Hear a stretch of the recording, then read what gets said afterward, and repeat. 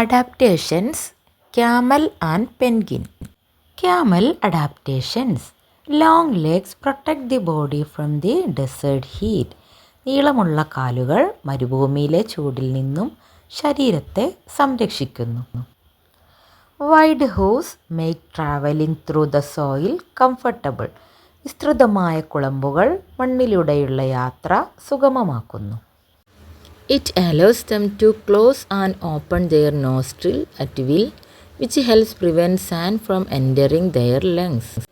മൂക്കുകൾ ഇഷ്ടാനുസരണം അടയ്ക്കാനും തുറക്കാനും കഴിയുന്നതിനാൽ മണൽ ശ്വാസകോശത്തിൽ കടക്കാതെ തടയും. The eyes have 3 layers, which help protect them from sand getting into them. കണ്ണുകൾക്ക് 3 നില പാളികളുണ്ട്. ഇത് കണ്ണുകളിൽ മണൽ കയറാതെ സംരക്ഷിക്കുന്നതിന് സഹായിക്കുന്നു. The fats in hum helps to survive in the desert for days without drinking water.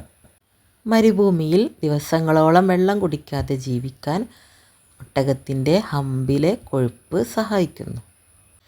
Next, penguin adaptations. The fat under the skin protect them from extreme cold in the polar regions. ത്വക്കിനടിയിലെ കൊഴുപ്പ് ആവരണം തണുപ്പിനെ പ്രതിരോധിക്കുന്നു. The wings used as oars. ചിറകുകൾ തുഴകളായി ഉപയോഗിക്കുന്നു. A thick covering of feathers to prevent heat loss. താപനഷ്ടം തടയാൻ തൂവലുകളുടെ കട്ടിയുള്ള ആവരണം. The toes are connected with skin. കാലുകളിലെ വിരലുകൾ ചർമ്മം കൊണ്ട് ബന്ധിച്ചിരിക്കുന്നു. A beak that helps catch prey. ഇര പിടിക്കാൻ സഹായകമായ കൊക്ക്. Okay, thank you.